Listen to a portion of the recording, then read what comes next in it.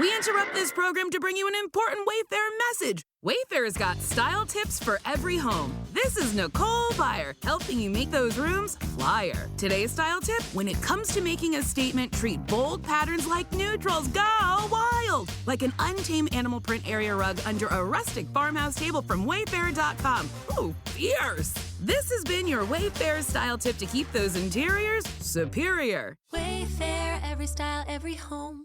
We've all seen the headlines in the news of how somebody lost their life in an act of cold-blooded murder, and it grabs your attention. But have you ever stopped to think about the life of the person at the center of the news story?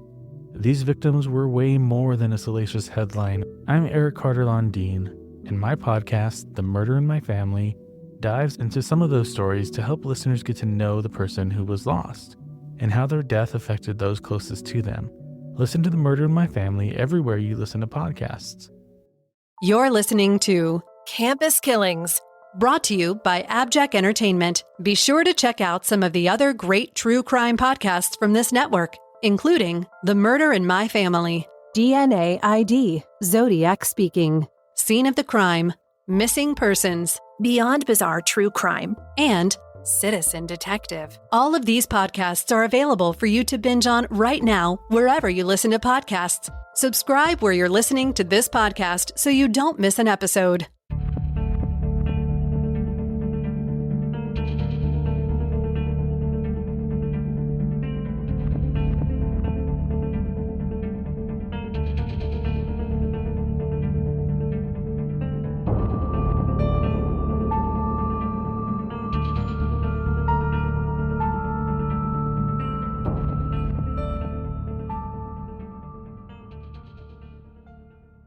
Hi, Megan, and hello, listeners. Thank you for joining us for part 2 of the murder of Jane Stanford. If you haven't listened to part 1, we highly recommend that you pause this and go back to part 1. For those of you who have stayed with us, we last left off where Jane was exhausted and anxious from her fight with President Jordan over the Ross affair and was planning a long getaway cruise to Hawaii and Japan. But only weeks before her departure date, Jane was poisoned by an unknown assailant at her mansion in San Francisco. While she survived, she had no idea who would want her dead, and she had a meeting with her brother Charles, her secretary Bertha Berner, and her maid Elizabeth Richmond. And remember, Elizabeth Richmond was the woman who took her poison to be tested. She had a conversation with these individuals about what she should do. These were those who were closest to her. In the end, Jane instructed Charles to contact the Pinkertons, a private detective agency often used by the wealthy for investigations. You've heard of the Pinkertons. We teach about them, right? Of course, absolutely. Legendary. After the first meeting, however, Charles did not contact the Pinkertons, nor did he contact the San Francisco police.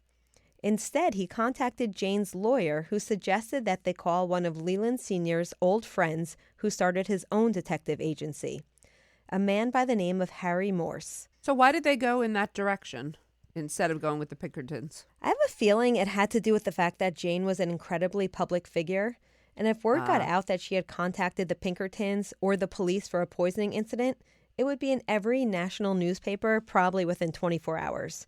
Yeah, that makes sense. And it's likely that Charles did not want his 75-year-old sister to have to endure a public scandal on top of everything that she had been through with the university and with President Jordan. Okay. Lastly, he hoped that by contacting a family friend, the investigation would stay under wraps and out of the press. The Morse agency was used to working with this kind of secrecy, and Jane's case was given to Detective Jules Caledon specifically because he was excellent at keeping the press at bay.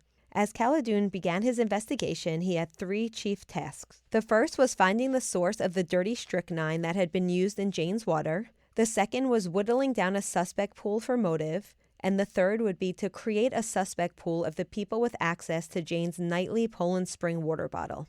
Unfortunately, much of the investigation is lost to time, as an earthquake and devastating fire in 1906 burned most of San Francisco's public buildings and all of the paper records with them. But we do know that Caledon and his detectives did contact all the pharmacies in the area to inquire about anyone purchasing strychnine. Wait, I also, aren't there a limited number of people who had access to her water bottle? I would think that would be a wonderful lead and start. Yes, but remember, she was an extremely wealthy woman, and there was a lot of people on her grounds. as we'll get to. So while it does Okay. narrow the suspect pool, it's not just one person who had access. Right. Okay. Thank you. Unfortunately, their search didn't turn up anything, as the strychnine available for purchase at pharmacies was pure, and the stuff that poisoned Jane was not.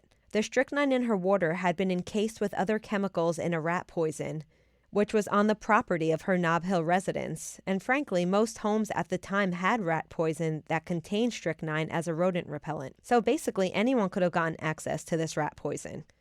So following the poison seemed to be a dead end.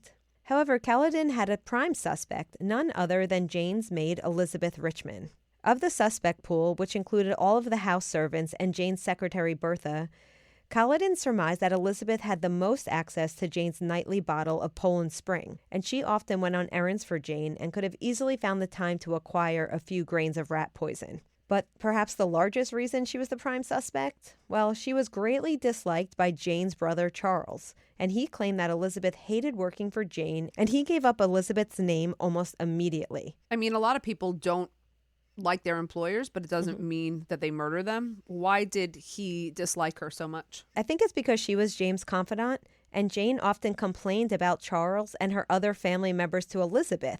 So this meant that Elizabeth had a lot of the family's dirty laundry. So who knows what the truth is, but this could certainly be a reason why someone would not like someone. Sure. But regardless of Charles' feelings, Elizabeth Richmond was the best suspect, and suspiciously, she did leave her employment only a week after the pharmacist results reported Jane's poisoning. Now, there are two accounts of Elizabeth's resignation. Her own, which changed several times throughout her interrogation, in which she said she had left on her own accord because Miss Stanford had become suspicious of her and was giving her duties over to a different maid, and also that Elizabeth was recovering from malaria and was too weak to continue providing Miss Stanford with her daily massages, so she felt that it would be best to resign. The other account, according to Stanford paperwork, shows that Charles actually terminated Elizabeth's employment on January 26, which was 6 days after the poisoning results came back. It's unclear why Elizabeth didn't just tell this to Caledon during her interrogation, but based on the little evidence that is available, Elizabeth was quite sick at the time when she was getting questioned, so this may have impacted her ability to give coherent answers. She also might have just been terrified to be interrogated. Maybe she was also insulted that, someone would assume that she could possibly do such a thing. Maybe she was scared to reside in a house where someone was poisoned. That's a good point, too. Despite her contradictory stories, Elizabeth adamantly denied putting the poison in Jane's water. And unfortunately for the investigation, it kind of stopped there with Elizabeth because they had nothing to prove that Elizabeth did anything. There also didn't seem to be a clear motive. Elizabeth was not in Jane's will. She wasn't owed any back wages, and while several other servants confirmed that Elizabeth did complain about how demanding Jane was as a boss, that certainly wasn't enough evidence to suggest murder. While they stopped pursuing her, the level of interrogation that she'd endured really enraged her, and as soon as she recovered from her illness, Elizabeth Richmond went to the press and told them everything. Now remember, the family was working really hard to keep things quiet. Right. As we can imagine, the story took off immediately, causing Caledon and the whole Morse Detective Agency to have to backpedal and lie in interviews, saying that no one had poisoned Miss Stanford and that the whole thing seemed to just be a jealous quarrel between servants. After putting the press off the trail as much as he could, Caledon quietly pursued other potential suspects, both with ties to Jane's Nob Hill mansion, and both Chinese immigrants, which in the xenophobic early 20th century put them under immediate suspicion simply because of their nationality. Right. The Stanfords employed several Chinese men as servants, and while their mansion was in a secluded part of San Francisco, it was not very far from the burgeoning Chinatown where Chinese aid societies called hooligans got immigrant jobs in high places through family ties and word of mouth. Caledon's first suspect was a man named Wang Toi Wang, who had allegedly written Jane a letter claiming he'd invested $30,000 in the Stanford University bank and that he had been defrauded. Since there was no Stanford University bank, Jane did not bother with a reply, but Caledon's suspicions were raised when a night watchman reported that Wang Toi Wan had been consistently coming to Jane's mansion and telling the doorman that he wanted to kill her. Wow. Caledon interrogated Wang, in which the man reiterated his story about being defrauded and wishing to kill Miss Stanford, for which Kaladin brought him before a judge. However, the judge did not find him guilty. Instead, he believed the man to be insane and committed to a mental hospital where he would stay until he was deported back to China at the break of World War I. But more importantly than the insanity charge, Wang had no access to Jane's mansion and certainly no way to have personally put rat poison in the water bottle that ended up on her nightstand. So this also ended up being a dead end. But it did lead Kaladin to his last possible suspect, a Chinese servant who was friendly with Wang and was Jane's personal butler, a man by the name of Ah Wing. Was it possible that Wang could have convinced Ah Wing to poison his boss? Or did Ah Wing have his own reasons? What Kaladin found out was that if any of her servants had motive to kill Jane Stanford, it was Ah Wing. You see, in 1899, one of Jane's brothers had fallen terminally ill and had come to stay at the mansion, and Ah Wing took care of him. As the man was dying, he told Ah Wing that he would leave him substantial inheritance for his care and devotion. However, upon the death of the man, Ah Wing found out that he had not been left any money and it had all been given to Jane Stanford. Ah Wing was furious, and he told Jane that he was quitting to go back to China where he had a wife and a child. Terrified that she'd lose a servant who'd worked for the family for over 20 years, she promised Ah Wing a sizable inheritance as long as he stayed with her until after the day she died. Impervious to the whims of the wealthy, Ah Wing reportedly went back to China anyway, but returned to San Francisco in 1902 in order to make more money. However, by that point, the U.S. had greatly restricted Chinese immigrants coming into the country, and the only way for Ah Wing to get back in was to have Jane rehire him. And so she did. However, it would be with the stipulation that he would work for her until she died, which meant that there was a real possibility that Jane might outlive him and he would never be able to go back to see his family in China. Now, remember, Jane was a very wealthy and well-cared-for woman, and it was more than likely that she could live into her 90s, as many Gilded Age women did live well into their 90s and even early 100s. I did not realize that. I didn't either. That was something I learned too. Okay, very interesting. Ah Wing would also have been one of the only male servants with access to Jane's bedroom and, by extension, her water bottle. He was also set to inherit $1,000 upon Jane's death, and that would be about $35,000 today. So had he perhaps wanted to help her along so he could go back to China with his money? Kaladin had intense suspicions, but unfortunately, any interrogations or questionings with Ah Wing are lost to history. But whatever he found out in his digging did not leave him to believe that Ah Wing was a murderer, and the butler was never arrested. Kaladin was out of leads, and as the press continued to swirl, he felt it best to close the case to keep Jane from further public embarrassment. Whoever had put rat poison in Jane Stanford's water had gotten away with it. Unbeknownst to Kaladin, Jane and Bertha had an interesting run-in with David Starr Jordan the very evening after Jane's poisoning.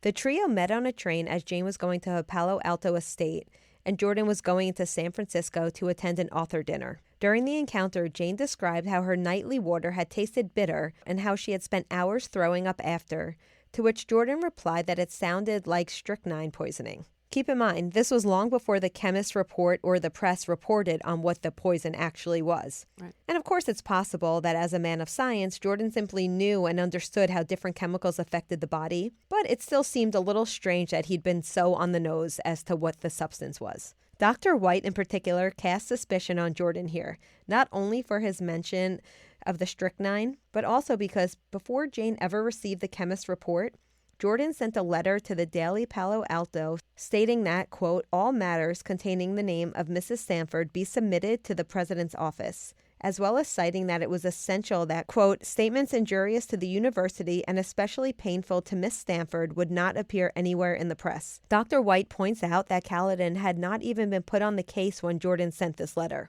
So how could the president have known that Jane might have actually ended up in the papers? Now, while not exactly a smoking gun, it certainly looks suspicious. Jane, however, apparently saw nothing suspicious in Jordan's remarks, and once Kaladin informed her that he'd run out of leads and was closing the case, Jane distracted herself from the poisoning and her issues with Jordan by planning the last details of her Pacific vacation. She embarked via steamboat with an all-female entourage, including her secretary Bertha Berner and a new maid, May Hutt, and they left San Francisco on February 15, 1905 for Hawaii. They arrived 5 days later, and Jane checked into the Moana Hotel on February 21st for a 3-week stay before she would continue on to Japan. While she had been sick and agitated in San Francisco, Jane's servants reported that by the time she checked into the Moana, Jane was in great spirits and looked well and hearty. She wasn't shy about sharing the story of her poisoning to any of the other hotel guests. And one guest even said that it seemed that Jane was fearful her poisoner had somehow followed her across the Pacific. And for all it may have come across as paranoia of an older woman, Jane was not wrong to be worried, as only 8 days later, she would be dead. On this trip. So it wasn't paranoia. Wow. And now, a brief word from our sponsors. We interrupt this program to bring you an important Wayfair message. Wayfair's got style tips for every home. This is Styles Mackenzie helping you make those rooms sing. Today's style tip. When it comes to making a statement, treat bold patterns like neutrals. Go wild, like an untamed animal print area rug under a rustic farmhouse table from Wayfair.com. Arr, fierce. This has been your Wayfair style tip to keep those interiors superior. Wayfair, every style, every home. For 150 years, American Standard has been the plumber's trusted partner, working together to bring your customers quality, value, and always a quick and easy installation for the #1 toilet brand. While our partnership hasn't changed, our appreciation continues to grow. And it's why we've enhanced our American Standard Plumber Rebate Program, which now gives you even more money back on projects large and small. Learn more at LixelPlumberRebates.com. On the night of February 28, 1905, Jane settled into her hotel room after a pleasant day of picnicking and an overlook in Honolulu. This is where she had consumed a large lunch with Bertha and a few of her other maids. Around 8:15 p.m., she asked Bertha to prepare her nightly medication of a cascara capsule. This was a popular laxative at the time. She also asked for her usual Poland Spring water. So Bertha placed the capsule and the Poland Spring water bottle next to the bed. Jane had also asked for a glass of regular water. Something else I didn't know, that Poland Springs at the time was a bicarbonate, kind of like a seltzer. It wasn't just a water.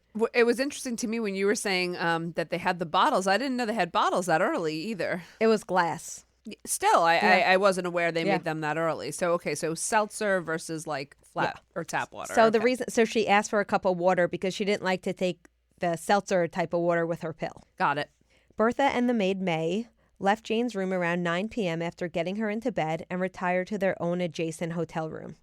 But not long after, both women awoke to Miss Stanford shouting for them. They found her clutching the door frame separating their rooms as she proclaimed, quote, "I'm so sick, get a doctor." Apparently, Jane's shouting had aroused another hotel guest across the hall from her, who had already gone to get the live-in hotel doctor, Dr. Humphreys. Apparently, fancy hotels used to have live-in doctors. I did not know this either. No. It makes sense. It makes perfect sense, actually. And actually, now that I think about it, I bet you a lot of big resorts have a nurse or a PA on site. Sure. When the doctor arrived, he found Jane in a chair, spasming with a clenched jaw as her maid and secretary rubbed her limbs. They explained that Jane had no control over her body and that she thought she had been poisoned again. They'd put her in a chair and tried to get her to drink warm water to induce vomiting, but Jane could not even open her mouth. Oh. Once the spasm passed, Jane said she wanted a stomach pump. As another spasm rooted Jane to the chair, Bertha explained to the doctor about the previous poisoning and how Jane had taken a cascara capsule and her bicarbonate Poland Spring water before bed. Dr. Humphreys tasted the Poland Spring still on Jane's nightstand, and he said it tasted strange. Another person tasting what might be poison. I'm really perplexed. This must have been customary for the time because, this seems to be what people are doing. I would start with smelling it maybe to see if it has a different odor. I would smell it, but I wouldn't taste it. But okay. The doctor had Jane drink very hot water in between the spasms to hope to induce vomiting while he left with the Poland Springs water and went to get a stomach pump. Unfortunately for Jane, due to the spasms, she wasn't able to vomit up very much. And by the time the doctor returned, her jaw was so tightly clenched that they couldn't get her mouth open. Oh. The spasms quickly became violent, and Jane's last words before a final spasm rendered her completely immobile were, quote, "This is a horrible death to die." Oh. As her body went rigid, her eyeballs protruded, fingers contracted, and she stopped breathing. From the time she called Bertha and May to her last breath was only 10 minutes. It is a horrible death to die. She's right. While Jane was experiencing the spasms, Dr. Humphreys had sent for Honolulu's most prestigious physician, a man by the name of Dr. Murray.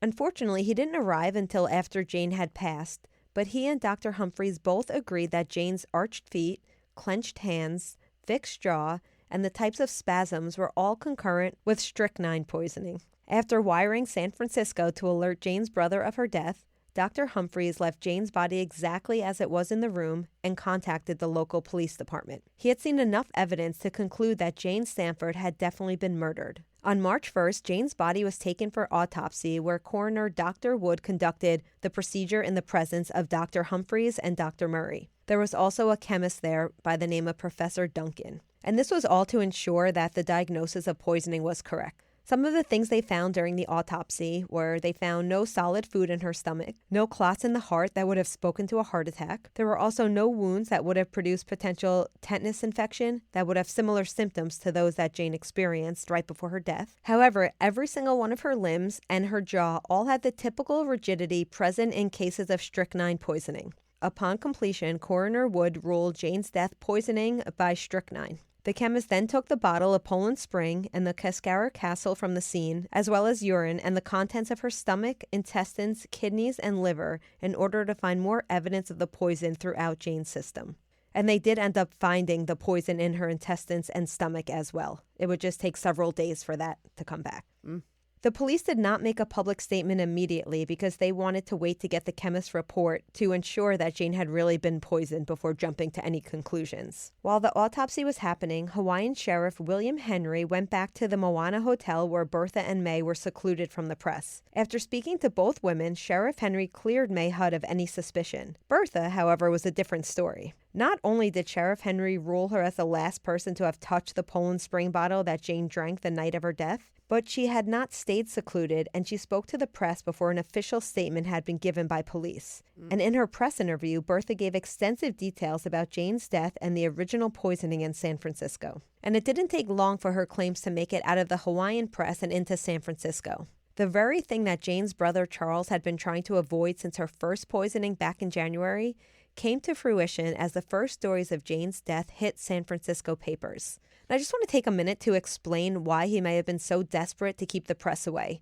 Since today, the media is often used to put pressure on an unknown suspect to come forward by asking the public for help. But in the 19th and early 20th centuries, the press wasn't under any obligation to publish factual news or to assist in investigations.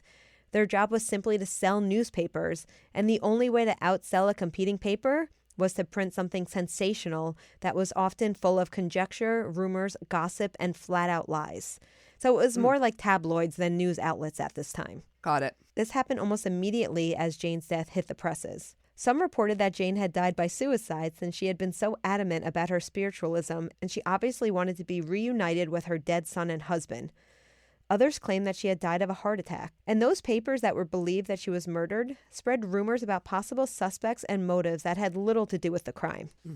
And it certainly didn't help that the San Francisco Police Department was deeply embedded in their own scandals around the time of Jane's murder. The chief of police had recently been deposed for running a Chinatown gambling ring, and the newly appointed chief, John Spillane, barely had his feet under him when Hawaii wired him about Jane's death. He had the difficult task of trying to find out who murdered the most well-known woman in California high society. Uncovering the suspect would involve following motive, which would mean uncovering who Jane had in her will, who she'd promised money to, and who her high society enemies might be. In an era where the wealthy word was law, Spillane risked his whole career on potentially uncovering the rich and powerful's dirty laundry. And not only that, but when David Starr Jordan found out about Jane's untimely death, it was clear that a murder trial wouldn't just hurt the wealthy. It could also reveal all the controversies that had been happening at the university, including the Ross affair and other scandals that Jordan had worked so hard to hide.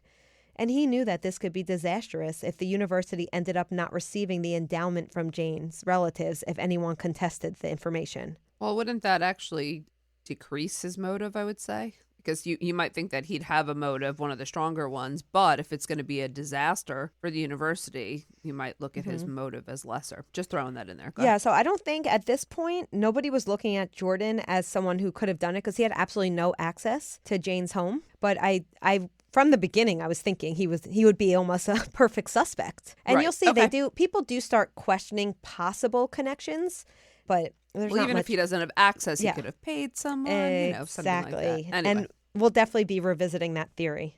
Okay. Any number of outcomes could happen for both Police Chief Spillane and Stanford's president, David Starr Jordan, depending on what evidence was uncovered. Unfortunately, as I mentioned before, very little factual information remains about the investigation because of the fire and earthquake of 1906, again, that destroyed that building where most of the reports were kept. Right. So anything left is from newspapers, which, as I said before, is not a real reliable source of information. However, most sources do agree that investigators believe that whoever had tried to poison Jane in January had to have also been the culprit in the Hawaii poisoning. And so the pool of suspects centered mostly around her staff. Mm-hmm. The top suspects, according to the papers, were her personal secretary, Bertha Berner, who was present for both poisonings, former maid Elizabeth Richmond, who was present for the first but not the second poisoning, and butler Ah Wing, who had been interrogated but had not gone on the trip to Hawaii. So this leads us to really Bertha Berner. So we talked a lot about Elizabeth and Ah Wing earlier, but let's get a little more into Bertha. It would be so brazen, though. I know. To poison her once and then twice again on a vacation. I mean, it would make her the obvious suspect. I agree with you, but sometimes the most obvious answer is the answer. Yeah. We'll return after a brief word from our sponsors. We interrupt this program to bring you an important Wayfair message. Wayfair's got style tips for every home. This is Nicole Byer, helping you make those rooms flyer. Today's style tip: when it comes to making a statement, treat bold patterns like neutrals. Go wild! Like an untamed animal print area rug under a rustic farmhouse table from Wayfair.com. Ooh, fierce! This has been your Wayfair style tip to keep those interiors superior. Wayfair, every style, every home. So what do we know about Bertha?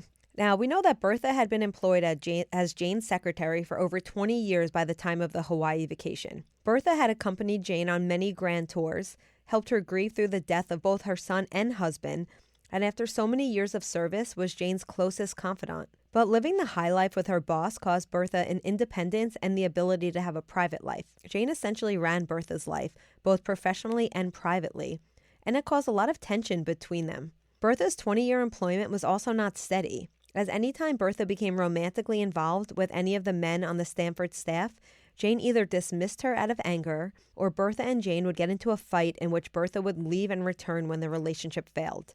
By all accounts, in the last 4 years before Jane's death, Bertha had told other servants that dealing with Jane was becoming more and more difficult for her. And by the time of the Hawaii vacation, Bertha's mother had fallen ill, and she had asked Jane if she could stay in San Francisco to take care of her mother. Jane had refused, demanding that Bertha accompany her on the Pacific Grand Tour, which I'm sure we could imagine both infuriated and devastated Bertha.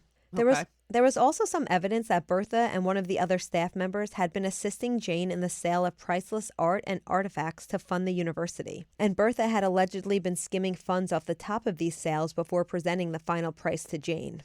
While it's not clear if Jane knew about this or not, Bertha was heavily interrogated about her fraud by investigators. And on top of everything, Bertha was set to inherit $15,000 upon Jane's death, which in today's money is about $500,000. Whoa. Yeah.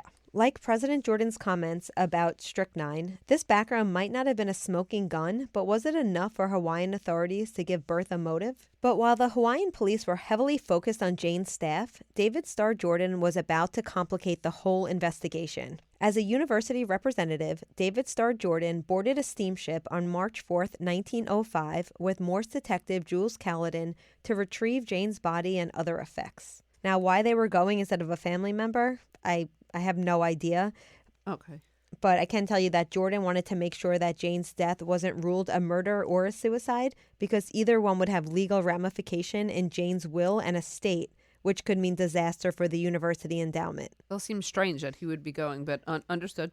Especially, it's not even like they were close friends. They were actually the opposite of friends. Yeah. On the voyage, Jordan used his doctoral degree as proof that he could ascertain what a natural death versus a strychnine poisoning was, and instructed Caledon to search for evidence that Jane had passed naturally from old age. You can't use your doctoral degree to make medical conclusions, to reach medical conclusions. No, you can't.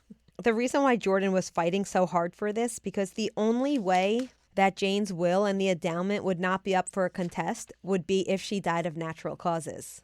I see. Okay. So that's why But I Jordan's getting so involved, because Jordan is trying now to convince the medical examiner to change the cause of death. I see what his motive for it is. I'm just surprised that he was allowed this type of interference. Well, you might be even more surprised to learn that Kaladin did just that, working with the Hawaiian sheriff to purposely ignore new leads found by other detectives that may have actually led to Jane's murder. And most evidence did point to Bertha. They even tried to get Dr. Humphreys to change his mind about what he'd seen the night that Jane died, but he flatly refused. He said he'd seen many cases of strychnine poisoning and he had been present for the autopsy.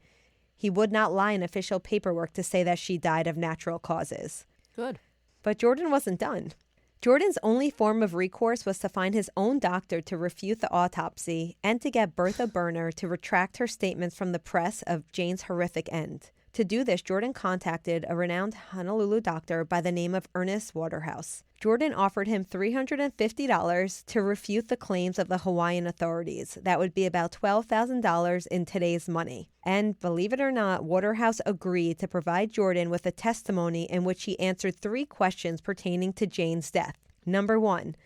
Did the evidence convince Waterhouse that Jane had died of strychnine poisoning? He answered, quote, decidedly not, claiming that witnesses only saw a single spasm and that documentation of Jane's death were not the typical severity normal of strychnine poisoning. Second question, were there any signs in Jane's death that could be linked to other causes? He answered yes. Miss Stanford had eaten an abundance of food at lunch and a small dinner, which could have caused considerable gas and put pressure on her heart, triggering a heart attack in a woman of her age. Third question, would the traces of strychnine found in Jane's intestines during the autopsy indicate poisoning? He answered no, as the cascara capsules she'd taken that night contained small amounts of strychnine that caused the laxative to have its effect. Very important to point out, Megan, at no point did Waterhouse do his own autopsy or even look at Jane's body. Yeah. He based his report strictly as a, quote, expert and was under no oath and was not given legal testimony. So now with the doctor's report in hand, Jordan only had to make Bertha comply. And she did, as she was the investigator's number 1 suspect and had not only been present for both poisonings, but she had been the last person in Hawaii to touch Jane's water. And the circumstantial evidence did not look good for her. Jordan promised her that if she cooperated, it would go well for her and she could prevent a trial. So Kaladin interrogated Bertha, and in her statements to him, she redacted anything in her original testimony to Hawaiian authorities that spoke to the poisoning. Instead, she claimed that Jane had died peacefully with only one major spasm at the end, and that her last word was a surprised "oh." Okay. Jordan spent the next 2 weeks creating doubts surrounding Jane's murder to the Hawaiian press, well knowing that in a matter of days, the same doubts would reach the papers in San Francisco. By the time Jane's body was returned to San Francisco, Jordan had prepared a statement. And in the statement, he declared that her death was the result of conditions and circumstances. He says that it was brought on by advanced age, exertion, unsuitable food, and the unusual exposure of the picnic party. He says her symptoms were perhaps aggravated by the strychnine in the medicinal capsule. Jordan then smeared the Hawaiian doctors and coroner to the San Francisco press, playing on the xenophobic nature of the times and convincing the public that anyone native to Hawaii couldn't have known what they were talking about. Wow. By the time all the stories were actually published, Jordan was sailing Jane's body back to Stanford University, where she would be buried with her husband in the family mausoleum. And you asked before about the actual evidence, and while there were many naysayers to this, quote, evidence provided to the press by Jordan and Detective Kaladin, the San Francisco police officially closed Jane's investigation on March 21st, 1905, citing that based on doctors' reports, she had clearly died of a heart attack brought on by indigestion. That's crazy because the doctor on scene was the one who said it was poisoning. I mean, it seems very possible that Jordan had gotten to the chief of police. There's no proof that's still in existence, but it seems that however it happened, Jordan got what he wanted, a declaration of natural death and Jane's undisputed will and endowment. And it was a win for the university as far as Jordan was concerned, but at what cost to the woman who had built it all? Jane was laid to rest on March 24, 1905, in the mausoleum at Stanford. Over 7,000 mourners lined the streets as her casket was pulled through the university's inner quad and into Stanford's Memorial Church. Placed next to her husband, the bulk of Jane's estate went into Stanford University's endowment and saved the school from ruin. Jordan turned his contentious and perhaps deadly relationship with Jane into one of cherished wisdom. In his eulogy at the funeral, he described her as, quote, the most devoted of wives, a woman without a trace of selfishness or egotism, and that she was, quote, the wisest as well as the most generous friend of learning in our time. But while he may have saved the university and turned Jane into an educational saint, David Starr Jordan covered up a murder, and to this day, no one has ever been able to solve it. And so I understand that he intended to stay on as president and probably did, but Jane at the time was running the university. Do we know who took over? Was there a board of trustees or something, a change in the way they handled the university? It seems to me that since now President Jordan was kind of the number one man, he probably had a say in who was on the new board of trustees, if I had to guess. So will we ever know who really killed Jane Stanford? Probably not. Too much of the original evidence has been lost, destroyed, or purposely hidden. Mm-hmm. But after much research, Stanford Emeritus Professor Dr. White feels that he has gotten as close as anyone can. In his estimation, the only suspect who really makes sense is Bertha Berner. Aside from Jordan, who was a close second suspect, though he would have needed help because he was not in the mansion or in Hawaii, Bertha clearly had the most motive of the servants. Again, she was set to inherit a substantial amount of money. She and Jane had a contentious relationship, and she knew all of Jane's secrets. Mm-hmm. She was incredibly angry and distressed that Jane would not let her stay in San Francisco to take care of her sick mother. She'd been caught frauding her employer and risked significant legal and social damages by the evidence being made public. And she was the only servant present for both poisonings and had the most access to Jane's supply of Poland spring water in both cases. Dr. White also suggests that perhaps Bertha didn't mean to kill Jane, but just make her sick enough to cancel her trip to Hawaii. And when that didn't work, she tried a second time to force Jane to cancel the rest of the Pacific tour and go back to San Francisco. Now, a third option is that Bertha was working for David Starr Jordan, as he also had plenty of motive, as you hinted at earlier. Sure. Again, he needed Jane's money to run the university, and he would only get it upon her death. His job was in danger, and he knew that when she returned from her Pacific tour, she would likely fire him. Jane made Jordan's life hell at the university, and he had no way to get rid of her as a trustee other than her death. Perhaps he offered Bertha money as he offered money to Dr. Waterhouse in return for taking Jane out. Remember, he offered Waterhouse the money to change the cause of death. Who's to say he wouldn't offer Bertha money to poison Jane? I would not say that. I wouldn't say that. There is no proof that these two are working together, and neither Jordan or Bertha were ever seen in the same place together. But it is possible they could have conspired through written correspondence or other means. Unlikely, but possible. Okay. Any other theories that we can get from the story? Who else could have been involved? Of course, there's always the possibility that there was somebody else, but to me, it seems very clear that it had to be somebody who was close to her. Yeah, I mean, I would have pointed to any number of people on her staff, but the problem is there's only one person common to both poisonings. Mm-hmm. So from the evidence that you've presented, I probably assume that we have to, I would probably conclude that it's most likely that it's Bertha without being able to state that to a certainty. I would have to agree with you, Megan. While we can conjecture all we want, the unfortunate truth is that Jane was murdered and her killer was allowed to walk free. And at least for now, the murderer remains unknown. And that university is clearly thriving. So whatever President Jordan did to get the university back on the right track clearly worked, as Stanford is one of our top schools here in the United States. It's an incredible story that's the history behind it, and that's how it began, and that it's tied to this infamous unsolved murder. I had no idea. I learned so much from this episode, Amy. Seriously. Very interesting. It also makes you realize how much we just don't know the history. Everything has a story. There's history around every organization, and it's so interesting. I think we'll never stop learning. There's so much to know. Sure. We would love to hear what you think. So if you have any ideas of who could have murdered Jane, leave us a review with your guess, or you can post your guess on our Facebook page. Thank you all so much for listening. We hope you have a great summer, and we look forward to being with you on the next season of Campus Killings.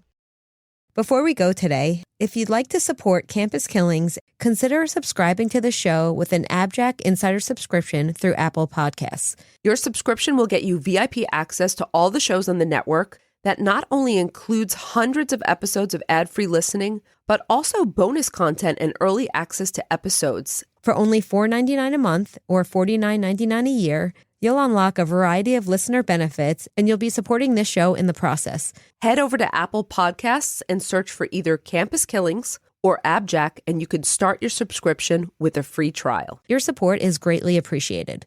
Thank you, everyone, for listening today, and we hope you'll join us on the next episode of Campus Killings.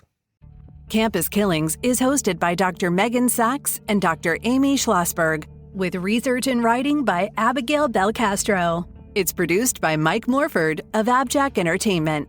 Be sure to follow Campus Killings on social media. You can find Campus Killings on Twitter with the handle @CampusKillings or on Facebook at facebook.com/campuskillings. You can also visit the show's homepage at campuskillings.com. Be sure to tune in every other Saturday for new episodes of Campus Killings. We interrupt this program to bring you an important Wayfair message. Wayfair's got style tips for every home. This is Nicole Byer, helping you make those rooms flyer. Today's style tip: when it comes to making a statement, treat bold patterns like neutrals. Go wild! Like an untamed animal print area rug under a rustic farmhouse table from Wayfair.com. Ooh, fierce! This has been your Wayfair style tip to keep those interiors superior. Wayfair, every style, every home.